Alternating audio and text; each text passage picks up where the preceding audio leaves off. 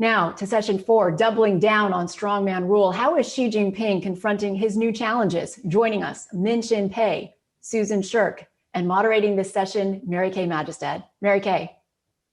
Thanks, Margaret, and thanks to the Asia Society for including me here. It's a real pleasure to be with you and specifically to be having this conversation with Susan and Minxin.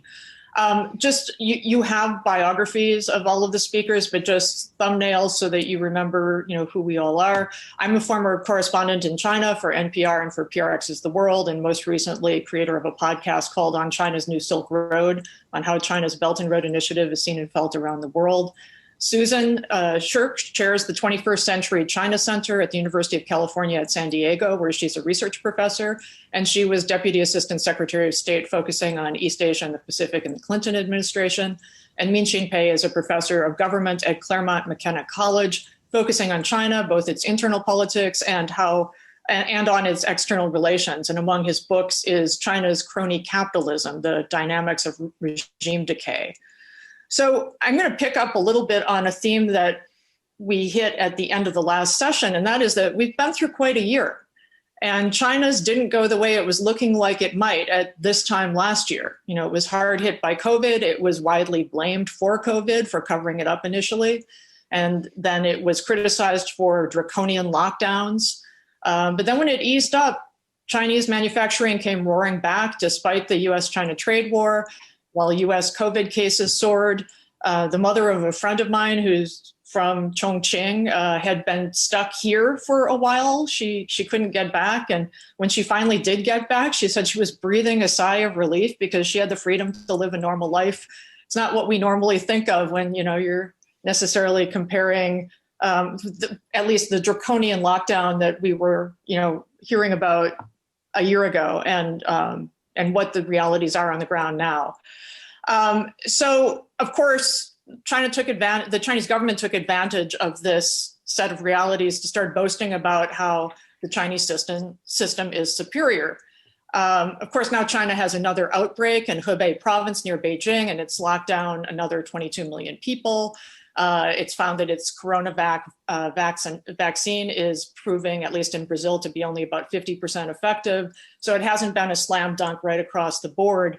But all in all, it hasn't been as bad a year for China as it could have been. So, Minxin, I'm going to start with you. You had an essay in Foreign Affairs in sort of mid-year called China's Coming Upheaval, Competition, Coronavirus, and the Weakness of Xi Jinping. Which aspects, if any, of what's happened in the months since you wrote that article have surprised you and perhaps shifted your thinking on how weak or strong Xi Jinping is at the moment? Okay. Oh, thank you. I think it's always be good to be called upon to defend your positions. I would say that reviewing the events of last year, most of us would agree that the coronavirus in the short term has strengthened Xi Jinping politically. He has taken advantage of not the sort of initial botching of the response, but the decisive measures he took sometime in February, actually, to deal with the virus. And since then, he's done very well. But at the same time, many of the long-term issues are not going away. So if we are looking at the structural, the institutional factors that are going to be a huge challenge for him and then for the Communist Party in the next 10, 15 years, they're still there. So let me just tick off a few. His open-ended rule will create enormous problems in terms of succession, in terms of the appointment of leaders in the next 10, 15 years. So that's one. And how do they deal with the issues of policymaking in an environment in which one man's word is the final word and access to him is very restricted. So let me just stop here. Okay, Susan, what do you think? Well, I agree with Minxin that Xi Jinping is in a surprisingly strong position now. And let's remember, we're really in the lead up to the next party Congress when Xi Jinping, only 2 years from now, really. And during this period, normally you would expect quite a lot of kind of sub rosa, quiet, elite controversy, because many people do not like abandoning the peaceful, regular turnover of power. And having Xi go and take a third term or be leader for life is something that doesn't seem modern, doesn't seem in line with China's kind of cosmopolitan society. So there are many people who don't like this at all. So, but I think that controversy is reduced because of the way China has handled COVID now very successfully by striving for total control and by basically walling China off from the rest of the world and trying to get complete control using party, the party organization and a lot of other types of volunteers in different residential areas and villages and communities to try to enforce a very strict kind of quarantine. So, but what's really interesting to me is how politically sensitive this whole issue is still in China. The censorship over it is still quite extreme. How did it start?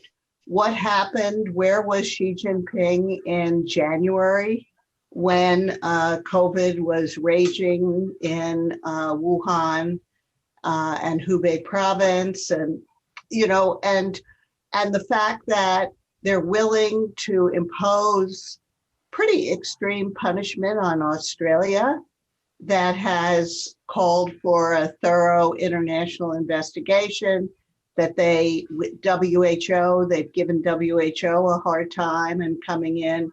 So instead of relying just on making it a scientific question, it's still an intensely felt loaded political issue, which suggests to me that Xi Jinping feels intensely insecure, politically insecure, and feels that he actually is somewhat to blame. It's not just the local officials, but he himself has some responsibility, and he's going all out to make sure that people don't blame him for COVID. Yeah. And also, I want to throw in one other point, which is, I think the way the United States Trump administration handled this by blaming China in a very crude manner actually helped Xi Jinping, because the Chinese people really resented that, and they've rallied around their leader, which is not surprising. In natural disasters, people tend to rally around political leaders. And certainly Xi Jinping got a huge bump from the crude kind of attacks from the Trump administration. Yeah. Yeah. I may also add, if I can, Sure, please. That the way the Trump administration botched its own response to the coronavirus pandemic greatly strengthened the narrative of the Chinese Communist Party. And also by comparison, Xi Jinping's leadership. Xi Jinping may look pretty bad at the beginning of the pandemic, but now he looks like a political genius compared with Trump. Mm-hmm. Yeah. So beyond COVID and the Chinese government's reaction to it and how it's affected Xi Jinping's standing within China, there are other ways that Xi has been doubling down on surveillance and control, silencing critics, purging rivals from the party, calling for military-civilian fusion, which isn't necessarily just about him, but it is about sort of trying to consolidate control, detaining 1 million or more Uyghurs and keeping the rest of them under tight surveillance, imposing a new national security law in Hong Kong. Xi Jinping believes the Soviet Union screwed up by easing up on this kind of control, by allowing too much criticism. And that this is the way forward for the party to stay in power, for him to stay in power. Do you think he has a point? Do you think that the party is at a point now that China's evolution, political evolution, is at a point in terms of the expectations of people, if they were given free rein to say what they want and what they think of everything that's going on, that the party wouldn't have the support it needed to stay in power? Or is there absolutely no way we can know because it's completely opaque? There aren't public, sort of surveys that anyone can really rely on. I'd love to hear from you both on this. Whoever wants to jump in first. Oh, let me say something, because I've been looking at repression in China in general. I think probably he has half a point. That is, if you try to rule China like North Korea, you don't have to care about anything else, you might succeed. But there's another point, half a point he and his colleagues may have missed. That is, repression has a lot of cost to it. If you lock up 1 million people in Xinjiang, just do a back of the envelope calculation. You feed them, each would cost probably 100,000 to 200,000 yuan a year, because they need and that's a huge amount of resources. And then if you double down on repression in Hong Kong, then you get pushback from the international community.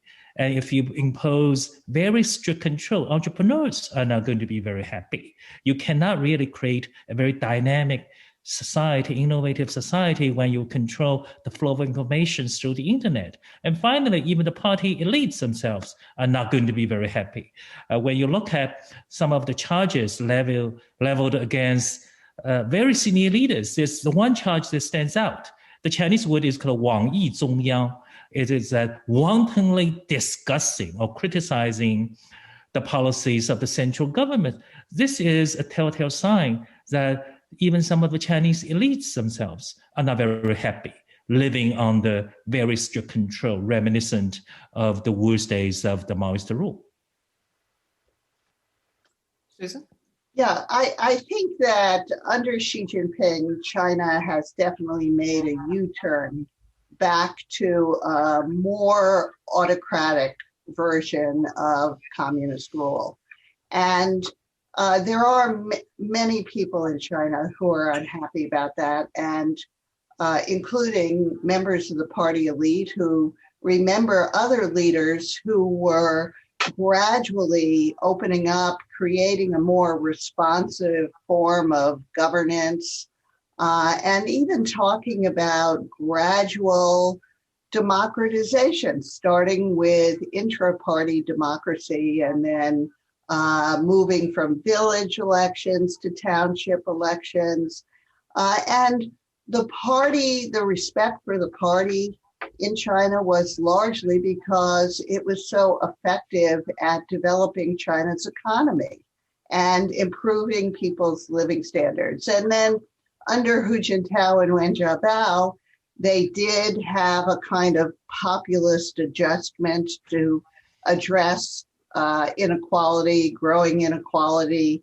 And, so a lot of the objectives were ones that had broad support from people in China.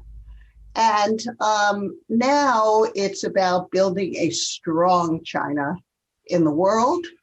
And that is a goal that many people in China also support. But it also involves much less individual freedom, much more ideological style of governing.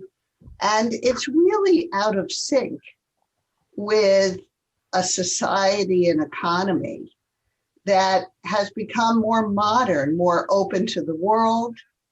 I mean, maybe COVID is, and isolating China from the world is working well for Xi Jinping, because integrating in the world creates a lot of pressure on the kind of governance model that he's trying to impose. And Minxin is also right that when one of the friction areas that we see now in particular is the role of private business people. It's the private sector that creates the jobs in China. It's the private sector that really is most important for innovation. And yet, what we see is a very heavy-handed approach to the private sector. Obviously, the Alibaba and Ant Financial case, as well as the other internet companies, are the most conspicuous example right now. So, I'd say the middle class is a wild card and the private sector is a wild card. So we've already heard a couple of times this morning something that you all both already know well, which is that the Communist Party in China is not a monolith. Do either of you foresee a plausible scenario where a future leader, not Xi Jinping, could effectively move the party into being something that's more a better fit for what you just described, Susan, for the kind of population that China now has? Kind of like what the Kuomintang Party did in Taiwan, but a 21st century version of it? Or Jiang Zemin and Hu Jintao in his first term also were doing. Right, but maybe more so. I mean, there's maybe more opening to the world now and more expectation. It's debatable, but look, I've been studying China since the 1960s. So look at the changes I've seen. Sure. I would never have predicted when I went to China in 1971, that you'd have the China you have today. So there's been, I am surprised that the path has been more cyclical from sort of collective institutionalized rule to personalistic dictatorship and then back. So, I thought that modernization would lead to a gradual opening up of Communist Party rule in China. Very too slow for our taste, but still moving continuously in the same direction. Xi Jinping's style of rule shows us that's not the case.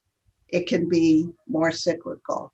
So, yeah, I think there are a lot of people in China who would like to see that happen, to have a more, a revival of not just economic reform, but political reform as well.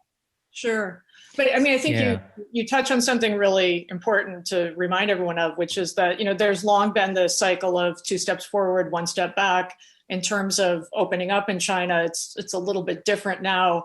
And I was in China, I lived in China in the late 90s and then again, 2003 to 2013. And I would say in the first 4 to 5 years of 2003 to 2007, 2008, there was this acceleration of opening. It was very palpable living in China, looking at social media.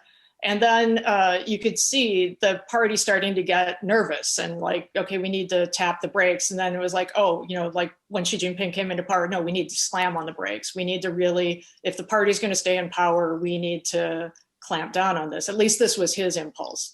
And I guess the question is, how much do you think that impulse is shared elsewhere in the party to a large enough extent that this is just going to be the pattern we continue to live with, as opposed to that there are those within the party who actually see a way forward where the party can stay in power because people want the party to stay in power, because the party evolves to serve the population as it exists in the 21st century.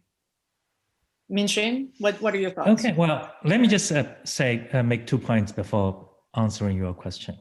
That is, if you look at the track record of how communist regimes change, the track record is pretty bad, pretty bleak for seeing a managed transition under one-party rule.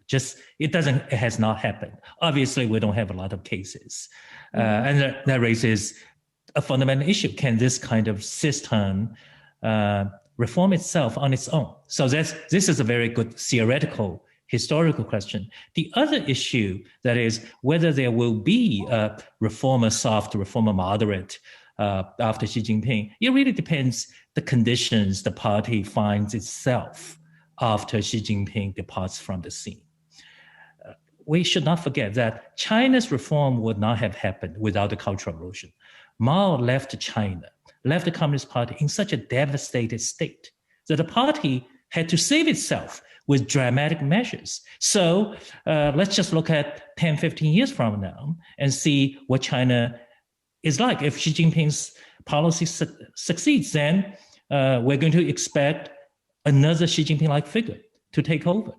If the policy fails spectacularly, then we can see a turning point. But that's not a given. So that is all. Now is that addressing to your question. So within the Communist Party, whether there are people who are advocating for reform, after 1989, there was a dramatic change in the composition of the Chinese political elites. Political reformers were purged, and those who came into the ranks and then gradually promoted were largely two groups: conservative politicians like Xi Jinping or technocrats. So there's a dearth of momentum within the Communist Party for the last 20 years in pushing for political opening and reform. So so to answer your question very briefly, I really don't see anything within the Communist Party that is going to take the party politically in a very different direction. Okay. Well, but I do. I mean, certainly party membership expanded dramatically during that period that Minxin is talking about. And a lot of especially starting with Jiang Zemin, they tried to recruit the best and the brightest. Mm-hmm. So you had quite a large percentage of university students at the top universities joining the party. So what all these people really believe, deep in their hearts, I'm not really sure. They've had to play along and pursue their careers as best they can. Certainly Xi Jinping believes that the party's filled with a lot of careerists who are not true believers. And he's trying to be more selective now in recruiting to the party. So,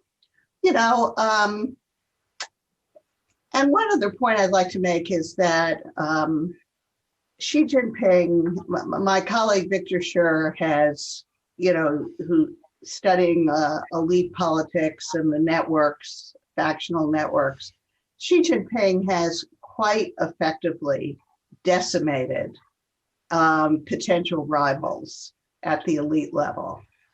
And he's kind of made the party one big faction that belongs to him. And yet, we know from our understanding of elite dynamics in these types of systems that there are many people at the top who are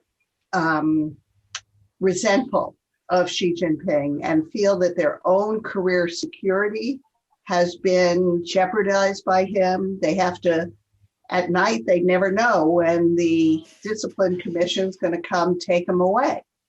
And so they have reason to want to, at a minimum, replace him with someone who is more respectful of their own career interests.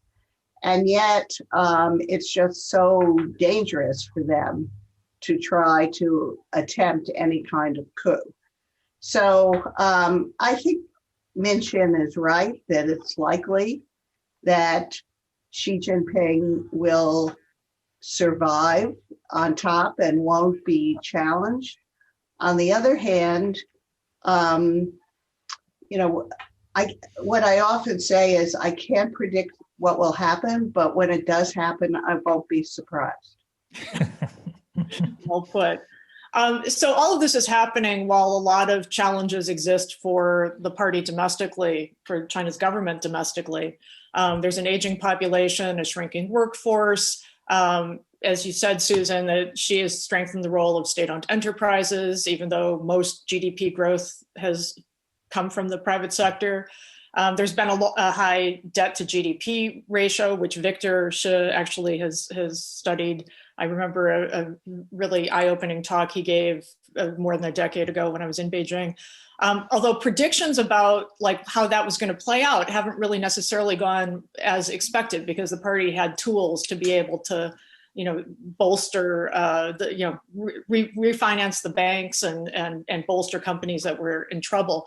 So for each of you, whoever wants to go first, what strengths and weaknesses of the Chinese economy stand out to you as being particularly important at this stage in China's economic development, given what else it's trying to do in the world? And has China shown more resilience than expected, or is what we're seeing in this past year, for instance, really just papering over serious problems, or both?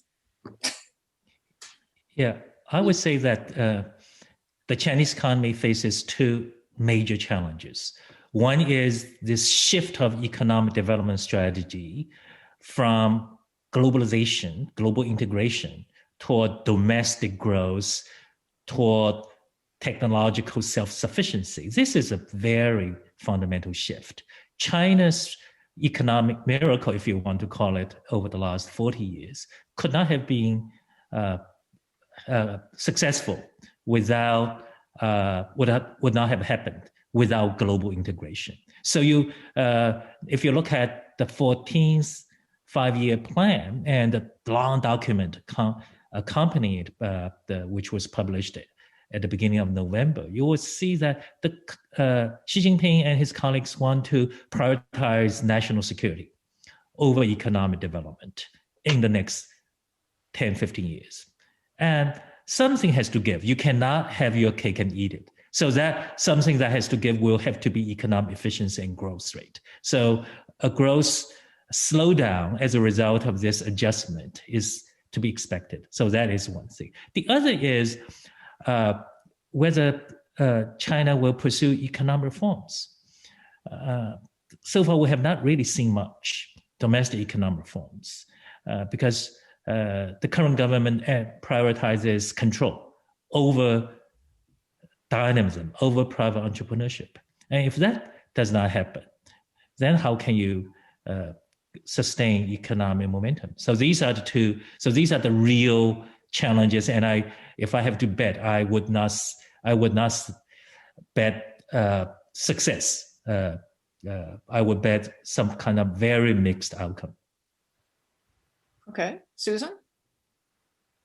Well, building on what Minxin said, the current slogan of dual circulation is really putting an emphasis on self-reliance, especially in the technology sector, and largely for national security reasons. Because, and I think, I'm sorry to say that Trump administration policy has contributed to this conclusion that they need to do that, because they believe they're at risk of being embargoed by a hostile American government, and therefore they have to engage in import substitution, high-tech industrialization. And then, well, what does that mean, dual circulation? Well, the other part of it is, but of course, we still want to be part of the global economy. I see that as largely a nod, kind of cheap talk, really, to try to persuade foreign investors that, the door is still open, come and invest and do business with us. But if you look at what they're doing to actually implement that more globalization side of dual circulation, it's mostly in the financial sector, financial industry opening. And, of course, China needs more of a capital market. So that financial industry opening is good for them themselves, their own interests. But on the other hand, I think it's also a kind of tactical move to seduce Wall Street and to bring this interest group in the United States as well as in Europe and other countries that's very influential into being supportive of good relations with China. Hmm. One more question from me before I go to audience questions, and there are a lot of great ones coming in. So in terms of China being, a player in the world, in the global economy, obviously the, $500 billion it's given in Belt and Road loans is one way that it's trying to do that. Minxin, you've called the Belt and Road a dud, that it hasn't really done what the government, well, actually, I should ask you what you meant by that. But part of my question is, do you think it's done what the government hoped it would do in terms of goosing the Chinese economic growth by throwing work to SOEs, state-owned enterprises, helping to secure commodities and other resources for China beyond what it already had done, and building infrastructure that might have dual use capabilities, including ports, the String of Pearls ports, and other infrastructure that it's building, not just in Asia, but in various parts of the world, including even in the Panama Canal, where China is managing 2 ports and has built a bridge across it. And, it seems to be enjoying having its presence there as well as in other parts of Latin America. Yeah, I was being polite when I call it a dud. It's worse than a dud. I think it's completely counterproductive. If you look at the objectives this scheme was designed to achieve, I don't know where you can find success. Maybe 1 or 2 projects worked out, because let's just look at what we know. China has wasted a lot of money. A lot of these projects are half-built and probably will never be profitable. And China has encountered really bad press, huge pushback from the West.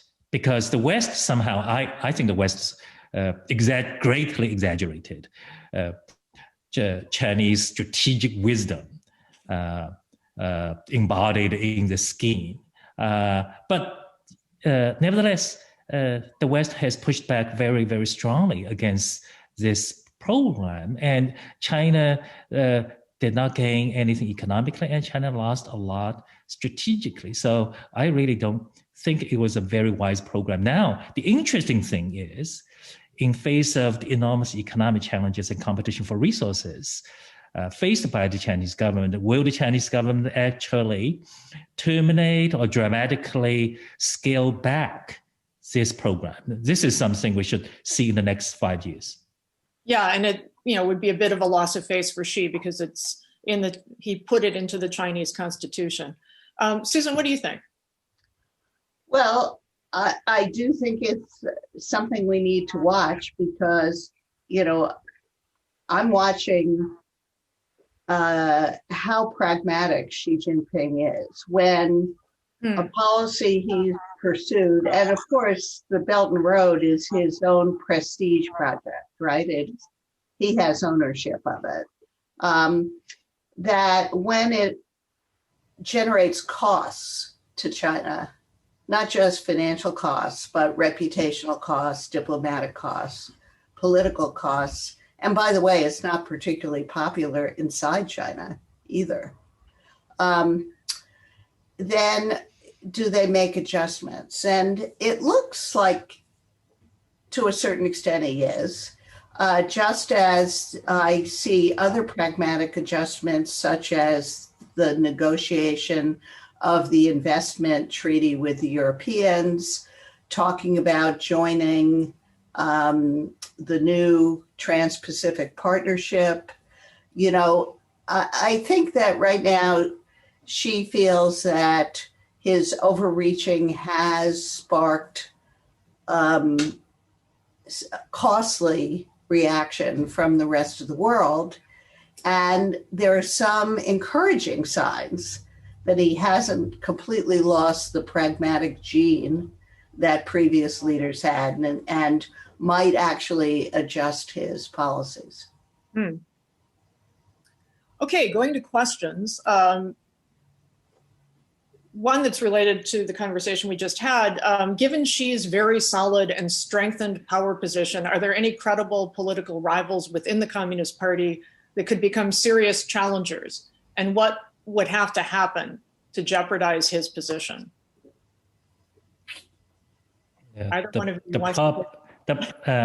the problem with strongman led system is that any plausible rival will find himself purged instantly. So nobody will appear to be a plausible rival. So if you want to send somebody to jail, all you need to do is to whisper that this guy is very ambitious and very interested in being the next strong leader, and then that guy would be gone. Even so that's my joke. Profile, right? Like people didn't really know what to do when he got into power.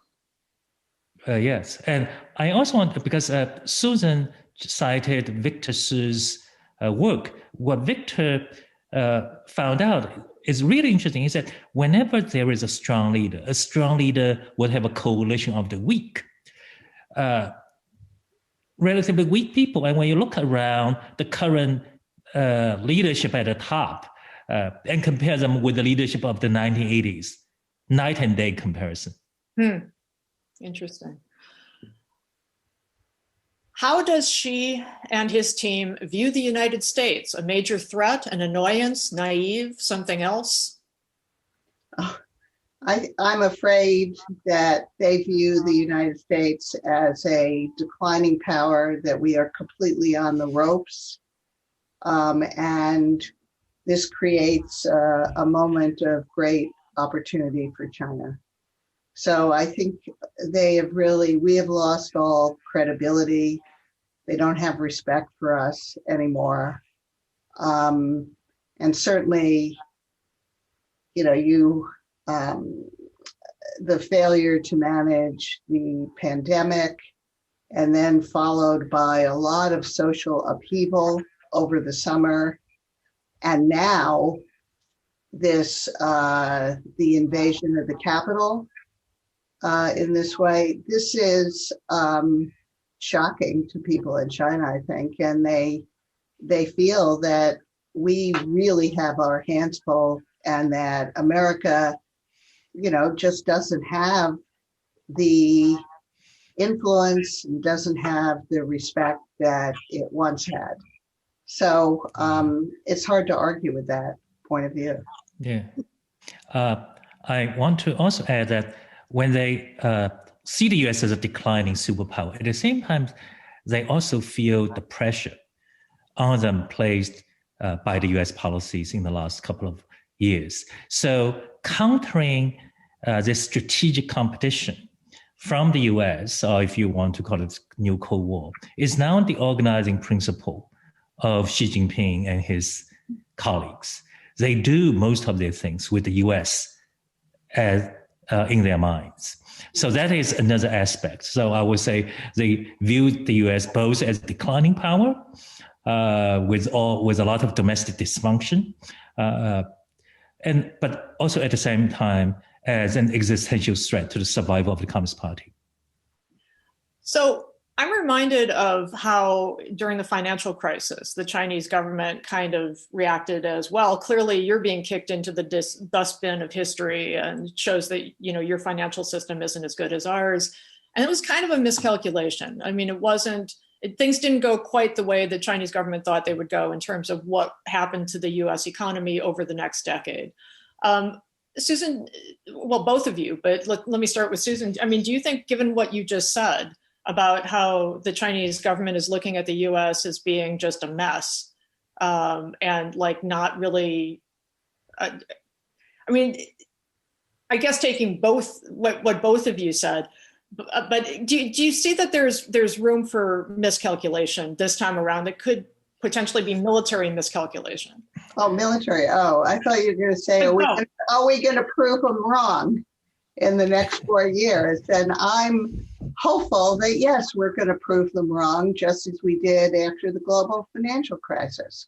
So in other words, that the American economy will revive, the Biden administration will pursue a policy of self-strengthening, of research and development and technology, education, infrastructure, try to pursue policies that have broad support among American working people without being protectionist and just doing it by putting up barriers against globalization and trade and investment and talent from places like China. I do feel that the American asymmetric advantage in our economic and security competition with China is that we attract talent, the best talent from all over the world. And it's so essential that we continue to do that, and that the visa restrictions we've imposed be lifted. And second part of our asymmetric advantage is just the openness of the American economy. So that includes investment as well as talent flows. So I really do hope that we will not, even though there is a kind of bipartisan consensus that China is a strategic rival, competitor, and even a threat, I hope that we'll find smarter ways of building our own competitive position that aren't these counterproductive anti-globalization kinds of moves. Yeah, I do. I think the likelihood of strategic miscalculation in terms of China or the U.S., much less of course for the U.S., engaging in military action is pretty small. Even that is Taiwan. Even Taiwan. Both countries really don't want to get into a military fight with each other. Both understand the consequences of a direct military confrontation. In the case of China, when people talk about, China is trying to take back Taiwan, I think, wait a minute. You look at the Chinese generals are not fools. So you look at the difficulty of a military operation over Taiwan, they're not going to do it. And Xi Jinping will not likely undertake that project. I think what is far more likely to happen is some kind of accidental conflict arising from Chinese military intimidation against Taiwan. You can foresee a return of the scenario of 1995, 1996, but a premeditated, planned attack on Taiwan in the next 5 years has probably zero probability in my understanding. So when you look at Chinese military planes flying into Taiwanese airspace, as they've been doing in recent months, some people have read that as trying to provoke a response from Taiwan that would allow the Chinese military to say, well, they did something first. You don't see that? No, I don't see that. I don't buy that argument. I think it's a demonstration of resolve. It's a show of deterrence. That is, if you move down that path, then you have to look at the consequences. And of course, demonstrating that kind of resolve itself has a very dangerous dynamic. Is that what if the other guy does not? What if the other side does not back down? And then very soon you have to make the choice of actually pulling the trigger. One more question for me, and then I'll get back to audience questions. But on Taiwan, how much do you think how do you think the imposition of the national security law in Hong Kong is changing the equation related to Taiwan for the Chinese government? Or does it reflect maybe how the Chinese government might be looking differently at Taiwan? Or do you think there's really not a relationship between the two right now? Minxin. Okay. I think if you look at the Taiwanese press and Taiwan's political leaders' reaction and Taiwan's the outcome of the last election, Taiwan was actually on track of losing the last election before the Hong Kong protests happened. So obviously, the national security law and the death of Hong Kong as we know it have made very few people in Taiwan think about reunifying with China, at least a China ruled by the Communist Party. So I think the Communist Party has done itself enormous damage, if not fatal damage, by passing this national security law in Hong Kong and showing the people in Taiwan what it means by one country, two system. So that's, but that's a cost the Communist Party seems to be ready to accept. And that's a curious case of not learning from your own mistakes, because in 1996, of course, when China was lobbing missiles over the Taiwan Straits, when Taiwan was preparing for its election, which I covered, I was there when this happened.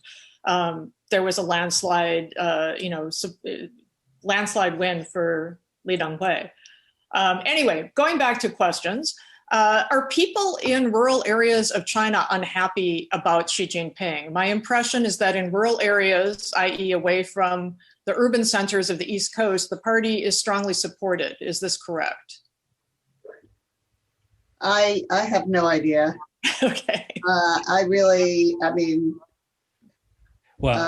I don't think that we have good social science that really tells us this. I mean, we do surveys, but these surveys tend to be focused on urban areas. So I think and it's harder and harder for Western social scientists to do field work in China. So I don't know the answer to that. Yeah, well, two-part answer. First, I agree with Susan that we don't know. The second part, it doesn't matter. The Communist Party does not really care about what rural people think about the party. The Communist Party cares a lot about how urban folks think about the role of the Communist Party. All you need to do is to look at the policies of the Communist Party. The Communist Party's policies are very pro-urban. And actually, despite its poverty alleviation programs, quite discriminatory against rural population. You talk about hukou, talk about education policy, health policy. So that's why if I want to look at the support for the Communist Party, I would check those people who own apartments in Chinese cities, not people who actually work the land. Yeah, I just add empirically only, just reporting around China in a lot of rural areas, that it was very mixed. I mean, that it depended really what people's relationship was with local governments. And if they felt that, they were being screwed, that they were being asked to pay fees and bribes and whatever that were impoverishing them, they weren't really thrilled about the party. And yet you would still see petitioners going to Beijing to ask the central government to do something about the corrupt local government. So there was some faith and trust in the central government even then.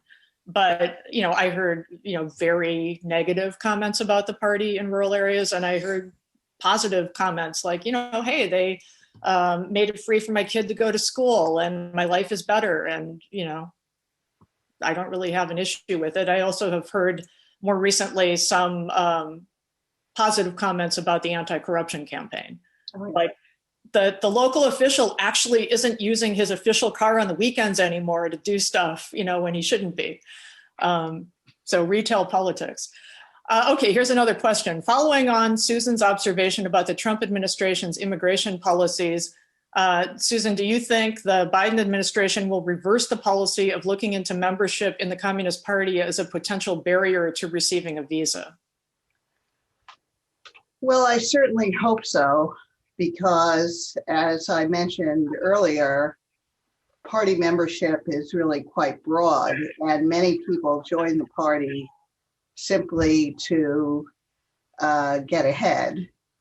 And so it's not that easy to segregate the party from the Chinese public in the way that I think the visa policy is trying to do. And yet, like many other Trump administration actions, it's going to be very difficult for the Biden administration to roll these things back because views of China have gotten so negative, and people really do, for good reason. I mean, there are so many actions that have been taken under the Xi Jinping regime that it's going to be very hard to roll things back without getting hammered, especially by the Republicans in Congress, but also the Democrats, that Biden administration is appeasing China, too soft on China. There's a question about Hong Kong. How should we respond to China's action in Hong Kong? Should we, the United States, be more involved and responsive? It's so tough. The United States really doesn't have that much standing on the Hong Kong issue. It's the British government, of course, that should have been much more forceful, starting some years ago when Beijing started deviating from its commitments that it made to the British under their agreement about the political autonomy of Hong Kong. But really, what are we going to do? I mean, so many of the things that we have done, say, under the Trump administration, actually reduce the autonomy of Hong Kong. And they don't punish Beijing, it punishes the people in Hong Kong. It's a very difficult problem. It's just hard to think of, other than calling it out, criticizing it.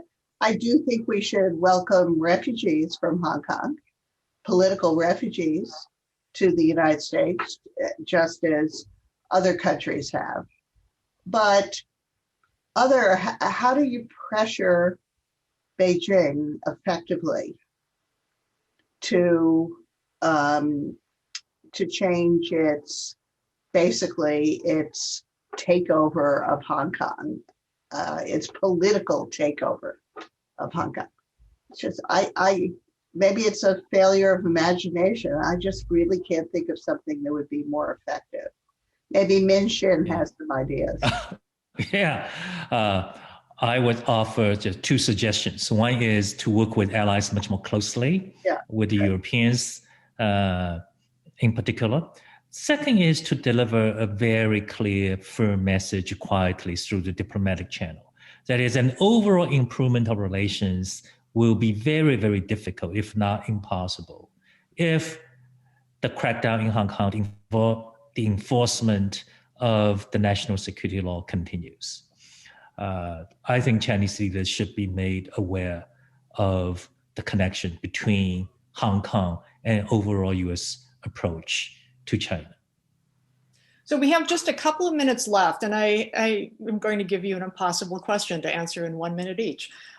Keeping in mind China's domestic challenges and the party's calculus for staying in power, what do you think would be the most, or if not the most effective way, an effective way that the Biden administration could engage China in a way that benefits U.S. interests beyond what's already being done? Well, I'd say start off by identifying a handful of key disputes that we believe there's a chance that the Chinese government could actually adjust, make some compromises so that its policies, its behavior are no longer so detrimental to us. So identify priorities and then sit down and negotiate and try to get an agreement. For example, I do think it might be possible to negotiate an agreement on journalists' access. We could do it like we did it with the Soviet Union during the Cold War, with a kind of strict reciprocity. So, I mean, there are there are things that we could do, but then there are other issues like Xinjiang, like Hong Kong. It's just really hard to see how we can negotiate over those issues. Sure. Yeah. I think I agree with Susan.